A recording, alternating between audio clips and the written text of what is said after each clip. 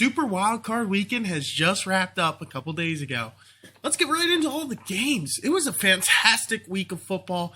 Everybody seemed to play well, except for Tampa Bay, for that matter. But let's start with the first game, Seattle versus the Niners. Through halftime, Seattle kept the game close. In fact, they led at half, but in the second half, they were outscored 25-6. They just didn't have what it took to win in the second half. However, an amazing season that Seattle has managed to put together by making it to the playoffs, actually competing in the playoffs and making it look like a good game for at least 3-ish quarters. However, they just couldn't manage to slow down the San Fran offense, led by Big Cock Brock, who threw for 3 touchdowns in a single game. What a massive win for the 49ers. You now know that Big Cock Brock isn't just a regular season stud right now. He put up a fantastic performance, leading the Niners to a victory.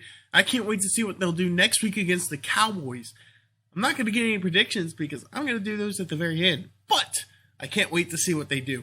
Next up, we got Jacksonville versus the Chargers. The Chargers jump out to a crazy lead, picking off Trevor Lawrence 4 times in the first half. I think 3 of them were in the first quarter. I think the 4th one was in the second quarter. But absolute collapse by the Chargers. They fell apart. They let T-Law and the Jacksonville Jaguars come back in the game and win it on a field goal to end the game. Absolute madness. What happened there? A historic comeback by Jacksonville to win this game just to go play Kansas City and probably get murdered. But you never know. They could pull off the upset against Kansas City, so it could be anybody's game at that point. But an absolute crazy comeback by Jacksonville. And T-Law is still undefeated on Saturday. Wow, just absolute madness that occurred in that game. It was pretty good. I mean, I watched about the first quarter, turned the game off, and then turned back on in the fourth quarter when all of a sudden Jacksonville was back in this. Chargers had the Chargers. That's just what they do. I hope Brandon Staley gets fired, but since it's been a couple days since that game and he hasn't, I don't think he will. It's a damn shame, just wasting more of Justin Herbert's career.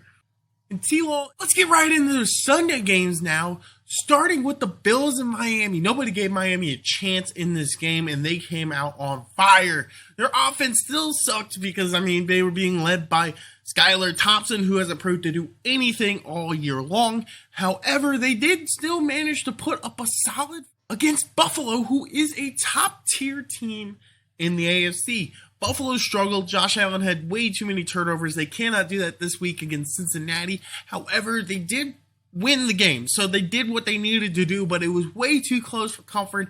And Buffalo just couldn't allow that game to be that close because by doing that, they kind of just make them look fraudulent.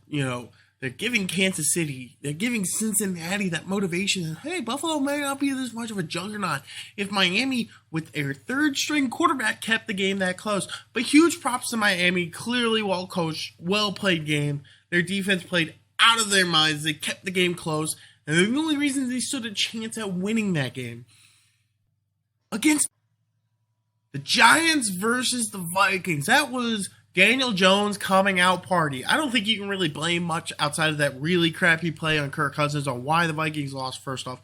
But Daniel Jones went off. He had the best game of his career, and it happened to be in the playoffs. Daniel Jones is literally just Eli Manning part 2.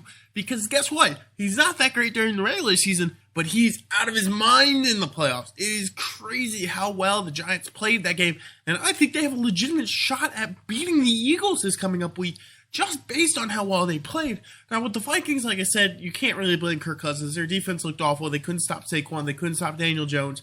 They were going to lose that game with defensive play. And then that last play at the game where he did a check down, it was just bad decision-making. But, you never know. Sometimes those plays break loose. Sometimes they go for the huge gain. So you got to take the chance, and that's just what Kirk Cousins did, and it failed, unfortunately, for him.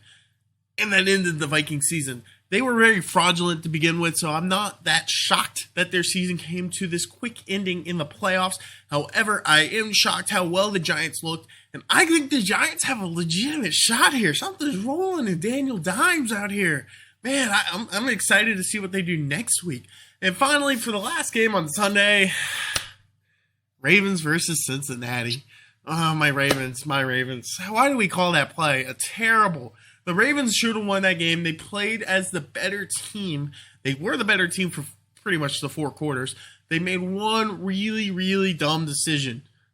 Why didn't you hand the ball off to J.K. Dobbins or Gus Edwards on the goal line when you're about 2 yards away and you do a quarterback sneak? I don't care if Tyler Huntley did the wrong version of the quarterback sneak and he's supposed to dive down and get pushed and he dove over and it fumbled. But, like, come on now. This is the 3rd year in a row the Ravens have lost or not made the playoffs because of Lamar Jackson getting injured. And 2 of those years, the last 2 times they made the playoffs, it was on a basically 100-yard turnover return for a touchdown. It is absolutely mind-boggling how they managed to do it every year. I think Tyler Huntley played out of his mind. I think Cincinnati was not the better team that day. I think our defense outplayed their offense. They held them pretty much in check all game, which is what was expected to happen. I just wish that we did do that stupid play, and I think we're playing against the Chiefs this coming up week.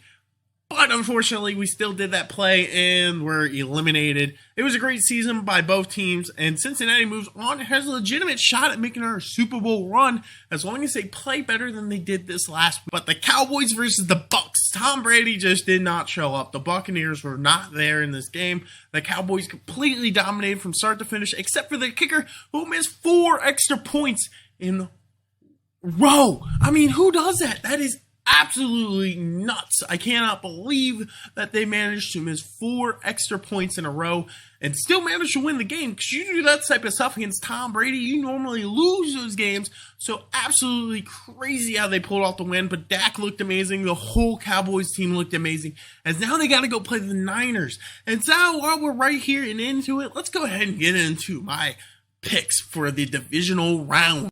First up, we got Kansas City versus Jacksonville. I think T-Law finally gets his first Saturday loss. I don't think they beat Kansas City, and it was a good run. You know, an unexpected season for Jacksonville. Congratulations, but they will lose to Kansas City in this game. Next up, I don't know who the other Saturday game is. I'm assuming it's the Giants versus the Eagles. I think the Giants pull out the W. I think the Eagles are also a fraudulent team that had a bit of an easy schedule, and the Giants look on fire in that game, and I just don't think they're going to lose to the Eagles. I think it'll be a great game. I think either side can win, but I got the Giants winning it right now. We have the Bills versus Cincinnati, probably the best game of the week here, I think, but I think Buffalo will pretty much win this pretty handily as long as Josh Allen keeps those turnovers to a minimum. I believe if Cincinnati plays like they did against Baltimore, Cincinnati stands no chance at winning this game, and I think that Buffalo will win it handily. And finally, we got the Niners versus the Cowboys. I think Big Cock Brock is bringing it home. I don't think there's any shots that the Cowboys win this game. Honestly, it was a good run. You beat Tom Brady for the first time, Dallas, but I think Big Cock Brock brings it home. I think the Niners are by far the best team in the NFC, and it would be hard to beat them. But if you guys enjoyed, please leave a like, comment, and subscribe, and I'll see you in the next.